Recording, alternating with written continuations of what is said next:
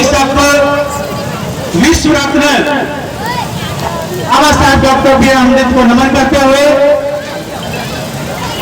आज के इस कार्यक्रम के अध्यक्ष इंजीनियर विजयवीर सिंह जी जो संचालन कर रहे हैं, मास्टर सोरन सिंह जी, हमारे बीच उपस्थित प्रोफेसर विवेक जी,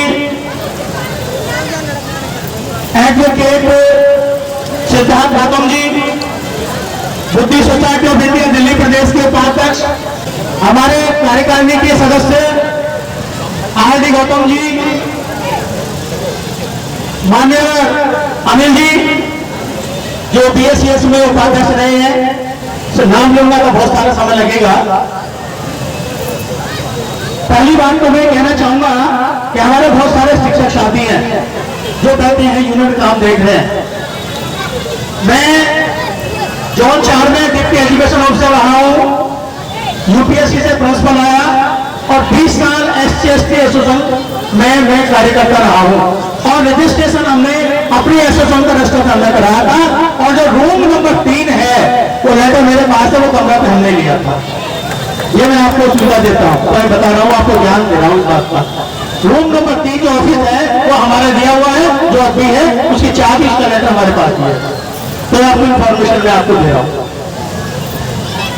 देखिए अभी इस समस्या को देख, पर प्लीज जरा थोड़ा ध्यान से सुने।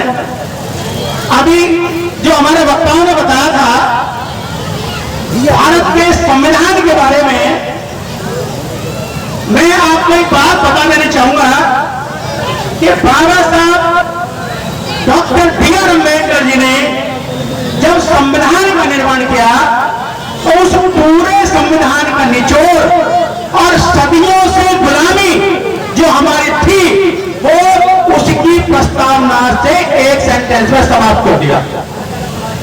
जो हम सदियों से गुलाम थे, भारत में वर्ण व्यवस्था थी, भारत में जाति व्यवस्था थी, उस जाति व्यवस्था को, वर्ण व्यवस्था को बाबा साहब ने संविधान की प्रस्तावना के एक वाक्य में ही समाप्त कर दिया, एक वाक्य समाप्त कर दिया। जो हम हजारों साल से गुलाम थे, उसमें जो हमारे देश में ब्राह्मण व्यवस्था थी, वर्ण व्यवस्था थी, जाति व्यवस्था थी, उस सारी व्यवस्था को बाबा साहब डॉक्टर बी आर अम्बेडकर ने एक सेंटेंस में जो खत्म समाप्त कर दिया।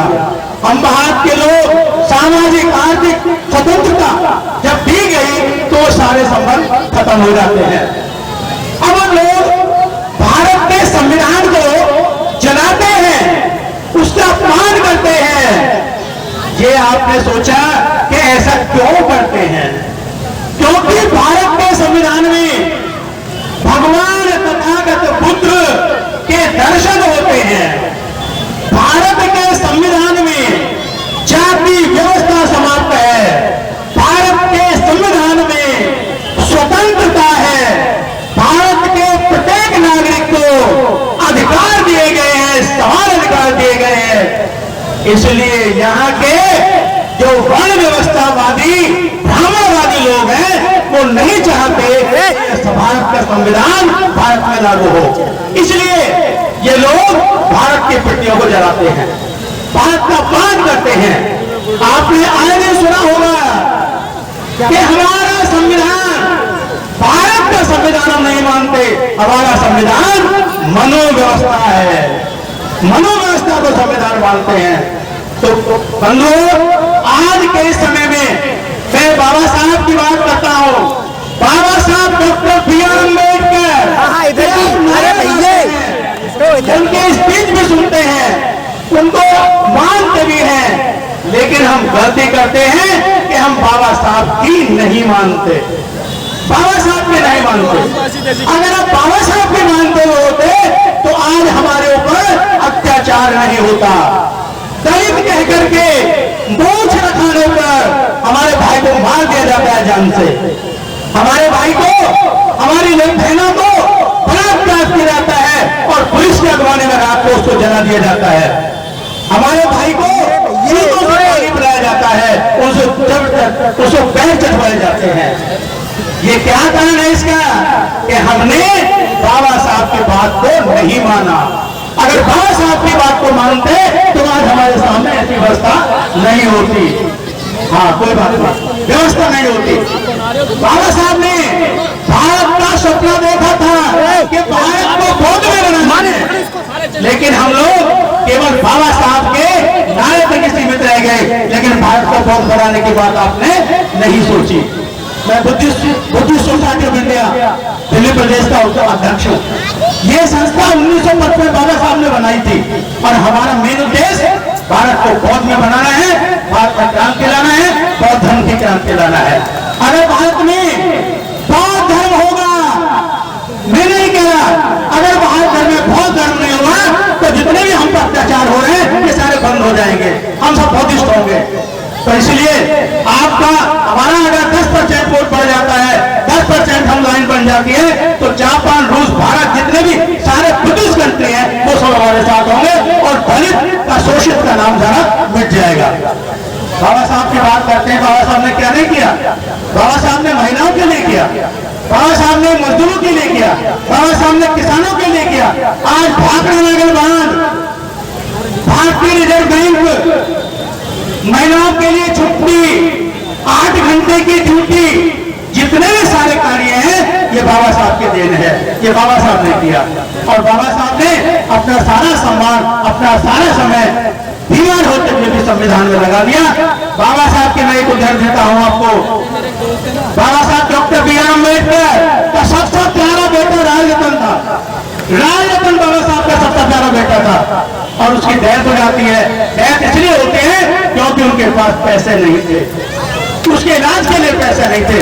इतना बड़ा विद्वान होने के नाते उनके पास पैसे नहीं थे। जब उनको सूचना दी गई कि बाबा साहब आपका राजरतन जो सबसे प्यारा बेटा था उसकी डेथ हो चुकी है, कोई बात नहीं, कुछ नहीं होगा, कुछ नहीं होगा, बोलने दो, ये हमारा रोज का था। बाबा साहब के पास पैसे नहीं थे। जब बाबा साहब आए तो बार बार लोग कह रहे थे बाबा साहब इस अर्थी को उठा लीजिए, बाबा साहब अर्थी को उठा लीजिए, लेकिन बाबा साहब के पास पैसे नहीं थे। उनकी जो पत्नी रमाबाई थी वो समझ गई कि बाबा साहब के पास पैसे नहीं है, इसलिए उन्होंने अपनी आधी सारी फाड़ी और फाड़ करके कफन बनाया और राजरतन अम्बेडकर का राजरतन का दाह संस्कार किया। ऐसे थे बाबा साहब डॉक्टर अम्बेडकर। आज 32 डिग्री ना भारत में किसी पे है और ना किसी का आगे होने की संभावना है। ऐसे विद्वान बाबा साहब अम्बेडकर हैं जो हमारे साथ हैं और हम उनको सम्मान करते हैं।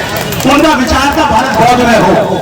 भारत जब बौद्ध में होगा, भारत जब बौद्ध में होगा तो दलित शोषित की बात सारी समाप्त हो जाएगी। समय का तकाजा है, समय कम है, इसलिए मैं आपको पुनः निवेदन करता हूं कि इस लाइन को छोटा कीजिए और अपनी बौद्धों की लाइन को बड़ा कीजिए, जो हम संसार के 40 देशों में एक हो जाए। जय भीम, जय भारत, नमो बुद्धाय। एक सूचना दूंगा, मैं एक सूचना देनी चाहूंगा।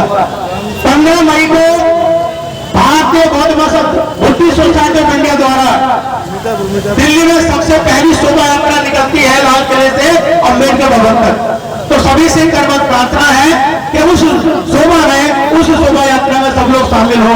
उस शोभा यात्रा का संदेश पूरे भारत में जाता है, क्योंकि बौद्धों की दिल्ली में एक ही शोभा यात्रा निकलती है। तो सभी लोगों से निवेदन है, महिलाओं से, सब आप पहुंचे, अपने वाहन से पहुंचे और उससे अपने झांकी लगाकर पहुंचे। इन्हीं शब्दों के साथ जय भीम, जय भारत। हमारी हर वीडियो सबसे पहले देखने के लिए चैनल को सब्सक्राइब करके दबाएं बेल आइकॉन।